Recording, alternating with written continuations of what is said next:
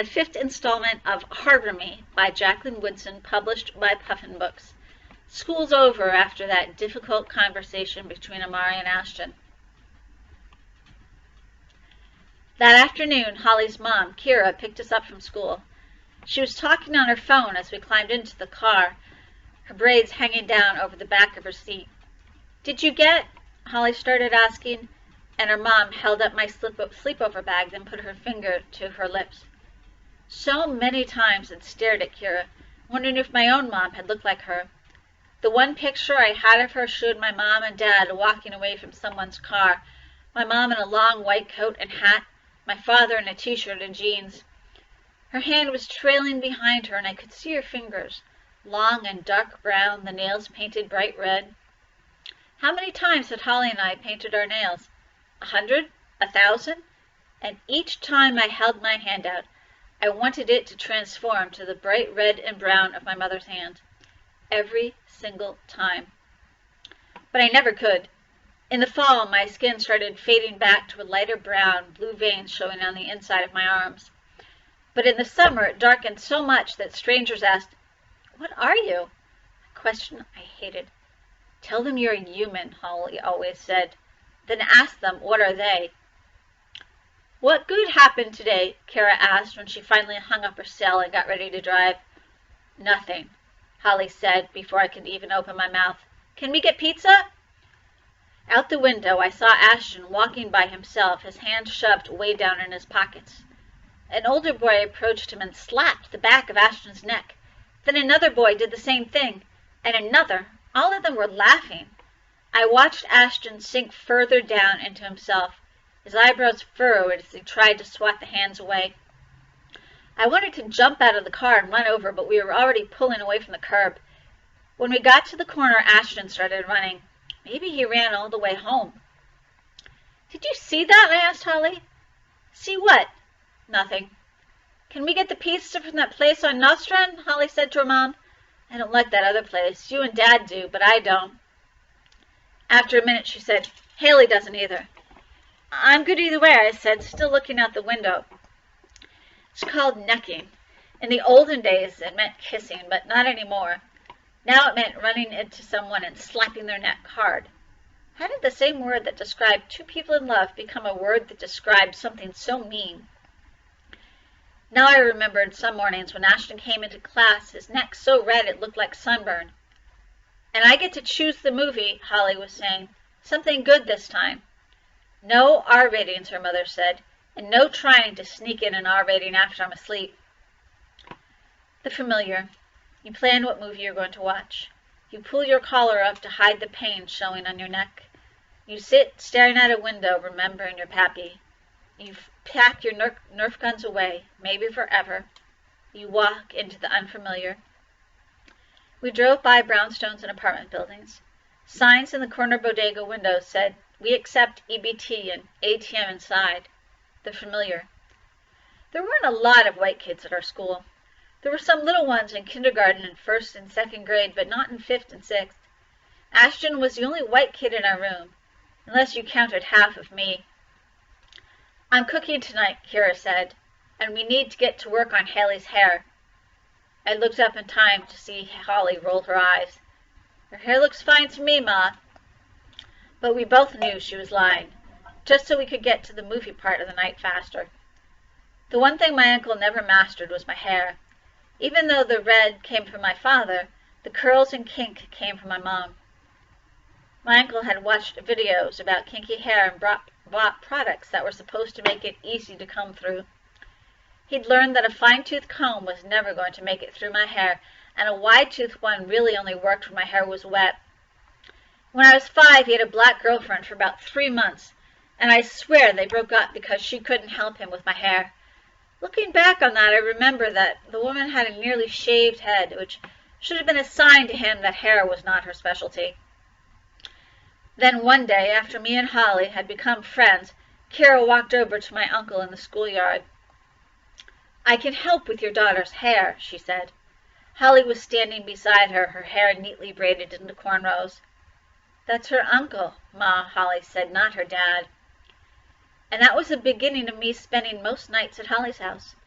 Sometimes my uncle went out on dates those nights. When I was little, I was so afraid he'd fall in love with someone and leave me, or worse, move in with them and try to become my mother.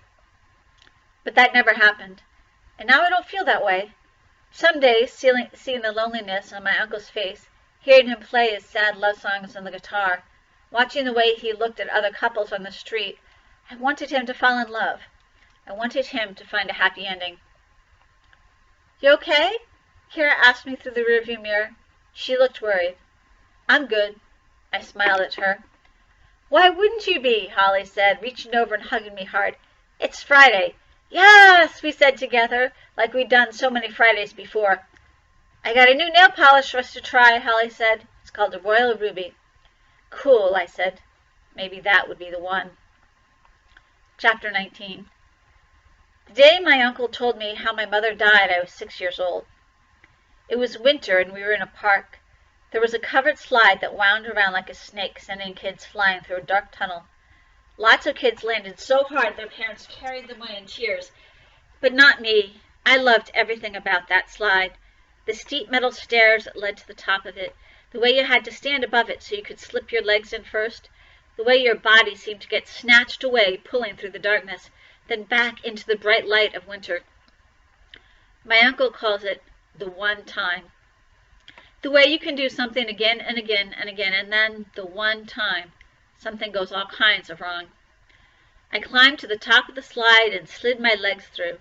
The tunnel sucked me into the darkness, and I happy screamed my way to the bottom. The park was nearly empty, but that day, as I sailed through the tunnel, another kid raced towards the slide on a scooter. He was a big kid and thick as a wall. My uncle saw it coming before I did. The kid coming towards the slide, me speeding through, then coming to the light just as the kid sped past. We landed on a pile of banging heads, cracking bone, and blood. Through the pain and dizziness and my own screaming, I could hear my uncle calling my name, telling me to stay awake. His voice was deep and ragged and filled with so much sadness. It registered through my pain. But then my uncle wasn't calling my name. He kept calling out to Barry. "Barry," he said. "Barry, please be okay." Barry was my mother's name, short for Burl Lee. Then my uncle was untangling me from the mess of screaming boy and spinning wheels. Through the haze of everything, I could see surprised looks on people's faces. I could hear the boy crying. I could see a woman kneeling down to hug him. "You're good, Barry," my uncle said again and again. "You're going to live. You're going to be okay." It was my first and only time in an ambulance. I didn't know how I got there, but I was inside it. The sirens blaring, my uncle's ragged voice, the bright lights, and something else, a paramedic maybe, moving around us. On the way to the hospital, I tried to tell him I wasn't Barry, but the pain in my arm and head made it too hard to form words, and somewhere between the park and the hospital I must have passed out. When I woke up, I was in the hospital room, and it was dark out. My arm was in a cast past the shoulder and wrist, and there was a thick bandage over my ear. 16 stitches behind your ear, my uncle said, bending forward to kiss the top of my head. "You're a soldier in the army of sliding board catastrophes." "I'm not Barry," I said. It hurt to talk. The words pounded against my head. My uncle leaned closer. "You're not what, sweetie?" "No," I said, my words coming quiet and slow. "I'm not Barry. You called me Barry before." The cast was heavy and tight. There were lights flashing on the wall and the doctors being paged over the intercom. The room smelled like the alcohol prep pads my uncle kept in the medicine cabinet. "You called me Barry," I said, "but I'm Haley." My uncle was sitting in a chair right next to me. He leaned back and blinked until tears appeared. He wiped them away with his other hand, then blinked again. "Beryl," he said. "That's what we called Beryl." "My mom?" I tried to sit up, but it felt like someone's huge hand pushed me back down. He kissed the top of my head, then leaned his cheek against it. "I was so scared," he said. "I was scared, just like I was the night she died." My uncle and I have 2 rules. No lying and no dodging. If either one of us asked a question, the other person had to answer it. They couldn't try to dodge around it or change the subject. That's how wars happen, my uncle said, and family wars, too. How did she die? I asked. A car accident, my uncle said, when you were 3. You don't remember any of this? He sounded surprised. I remember she would sing to me, I said, a song about summertime. My uncle got quiet. He had been gently rubbing his head, but he stopped. He had been gently rubbing my head, but he stopped. I wanted him to keep doing it. It was a song about summertime, I said again. I was sleepy and my head was hurting again. Am I going to have to sleep here? Just tonight, my uncle said. He was sounding choky again. My mouth was hot and dry. My uncle got a glass of water and helped me take a few small sips. The pain shooting through my arm hurt like crazy, hot and sharp as flame. That big kid broke my clothes and my arms, I said. You didn't mean it. I know. We listened to the hospital sounds without saying anything. Somebody was calling for Dr. Somebody. A kid was crying somewhere. A nurse ran past my room. Will my dad always be in prison? I asked sleepily. Not always, my uncle said. But when he comes home, can I still live with you? We got time to figure that all out, Hales. I pulled his hand back to my head. He rubbed it until I fell asleep. Chapter 20. By mid-November it had gotten colder. The school cranked the heat up a notch and the radiator's hissing got louder. We were all sweating, but Ashton kept the scarf he'd been wearing all day wrapped around his neck. The day before he'd worn a turtleneck under his uniform shirt. He had moved his desk and was sitting outside the circle, far away from Amari. But they kept looking at each other like there was something they wanted to say, and couldn't. I took out my recorder and started to turn it on. I don't want you recording me, Ashton said. Then don't say anything, Holly said before I could talk. The week before, she'd brought her knitting needles and a ball of purple yarn to school. She sat there, the needles clicking over themselves, the purple square of yarn growing more rectangular. Her grandmother had taught her to knit before she died. I'd only met her once. She was tall and dark brown with silver-white hair. She had died 3 years ago in December, and every year as December got closer, Holly started knitting. She said she didn't even like knitting that much, but it reminded her of her grandmother. By April, the needles would be gone again. Ashton got quiet. I don't have to record anybody today, I said. It's not a big deal. I mean, I want to be remembered like everybody else, Ashton said. He kept his eyes on the arm of his desk, tracing circles into it with his thumb and pointer finger. And I don't want to at the same time. I don't get it, Ashton, Amari said, annoyed. He was drawing in his sketchbook. I couldn't see what it was, because, as usual, he had his left arm curved over the picture. There's a pack of colored markers by his elbow. Either you do or you don't. Ashton looked right at him. I don't want to be remembered for saying the wrong thing. Miss Laverne says we can't say anything wrong in here, that everything we say is okay and nobody's judging us, Esteban said. Amari said a curse word, then looked up with a cheesy grin. See? No lightning struck me, he said, going back to his drawing. I can't say stuff like, how much this gun thing sucks, Ashton said.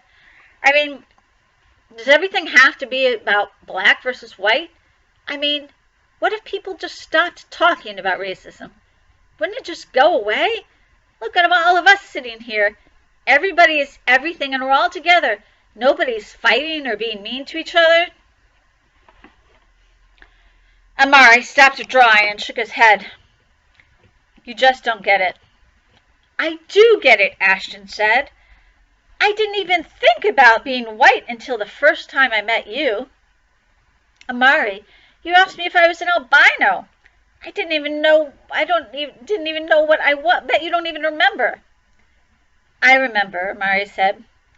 I didn't even know what an albino was, said Ashton. He pushed his hair away from his forehead.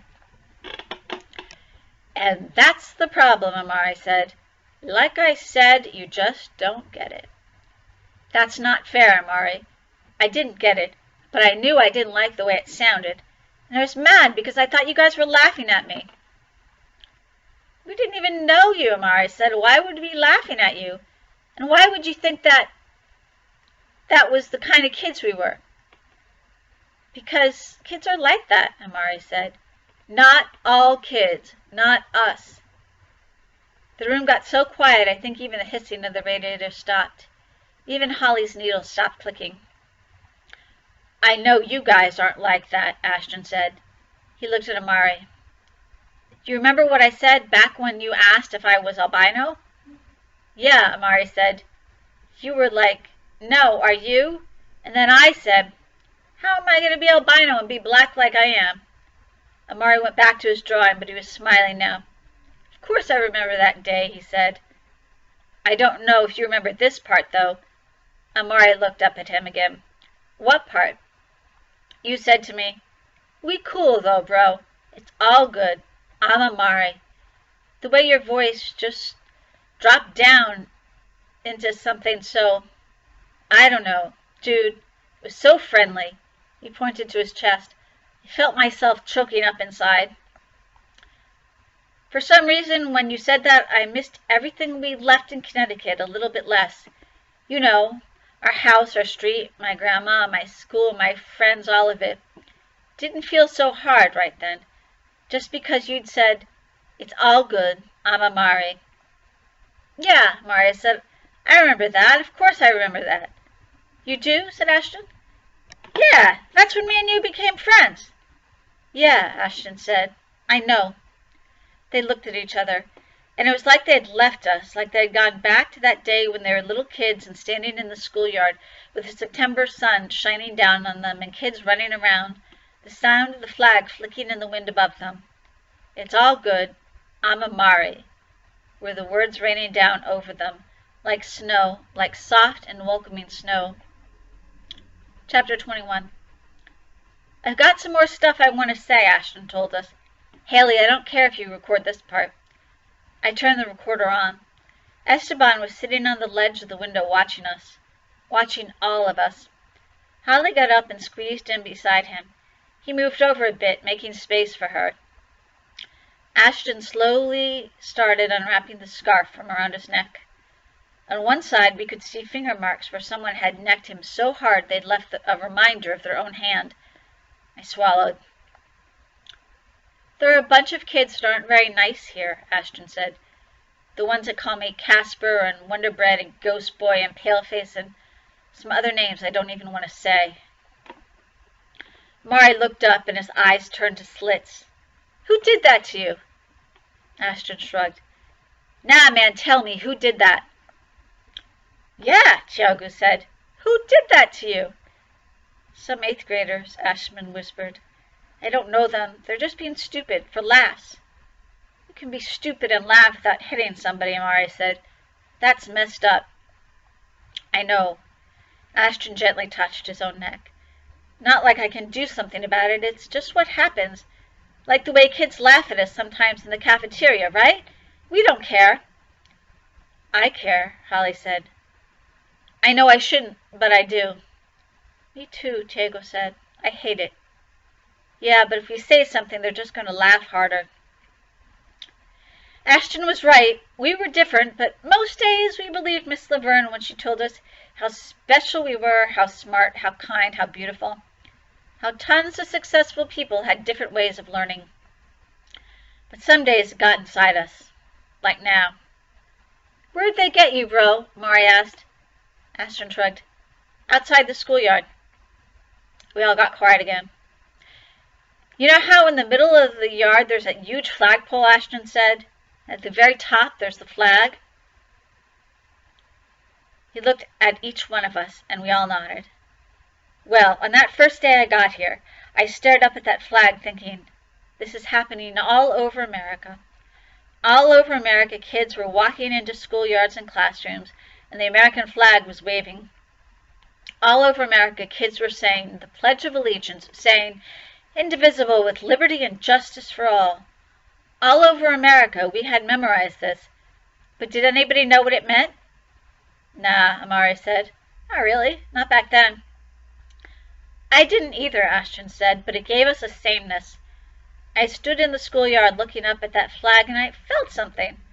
Not just like a new kid, not just like a white kid, but I felt like it was a part of everybody running and jumping and playing all over America. Not just in our schoolyard, I mean everywhere. I know, right? Holly said. Like thousands of kids all over the country got decked out in their new school clothes and were all excited for their first day at school. Yeah, Ashton said, like that. But on my first day here, almost every kid seemed to be some shade of brown. I had never seen so many brown and black people. His voice faltered, like he wasn't sure he was saying it right this time. So many African Americans. And Latinos, Tiago said. Don't forget us. Man, you brown, Amari said. He already mentioned you. Light brown, Holly said. Light brown. I'm not saying anything to be racist, Ashton said. It's just what I remember. I never even thought about my color until that day. Before I even met you, Amari, I felt like everybody was staring at me. Lucky you, Holly said. How's that lucky? Ashton said. Because every single body in this room, except you, had to think about themselves that way already. Like way before now. The way you felt like you were on the outside of everything. Like you weren't a part of it. Well, that's the way a whole lot of people feel every day. Amari and Esteban nodded. It's true, Tiago said. Like the way people sometimes look at me because I have an accent. And like Amari with the guns, and like Esteban with his papi. Everybody. Even me, I said. The first thing people see is my hair. Then they see my skin. Then they ask, what are you, Holly said. You got the white past, Ashton, until now. I hear you, Ashton said, but I never asked for a white pass. You didn't have to, Holly said. But all I can say now is, welcome home. Ashton looked confused until Holly smiled. You're one of us now. Ashton leaned back in his chair and slowly smiled. Yeah, he said. I'm one of us now. Club Us, Amari said. The membership requirements are kind of messed up, but whatever. I got a question, though, Tiago said. Why'd your family come all the way here from Connecticut anyway? The one time my family went to Connecticut, it took us a whole bunch of hours. It was pretty, but I'm not trying to be driving for that long. My mom wouldn't let us play video games. She was like, no, we're going to listen to audiobooks for hours. So not fair, Amari said. What are you talking about, Holly said. You'd like to read, Amari. You read all the time, except when you come here. Then you draw. But in class, I always see you with a book. Yeah, I know that, said Amari. You act like it's news. Then what are you saying? I didn't say anything about reading. I'm telling the brother it's messed up because you can play a video game and listen to a book at the same time. You don't have to stare out the window. Those are like two whole different senses. That's what's up, Tiago said. That's what I tried to tell my mom. See? Amari rolled his eyes at Holly. Miss Know-It-All thinks she knows it all. But I'm with Tiago, Amari said. Why'd your peeps come all the way from Connecticut to BK? When my dad lost his job in Connecticut, Ashton said. A friend he knew from college gave him a job managing a Key Foods in Brooklyn. I didn't even know what a Key Foods was. I guess there are some in Brooklyn, but not where we lived. Welcome to Brooklyn, Omari said. We're glad you landed here. And we'll return to Brooklyn and the art room the next time on Book Bites.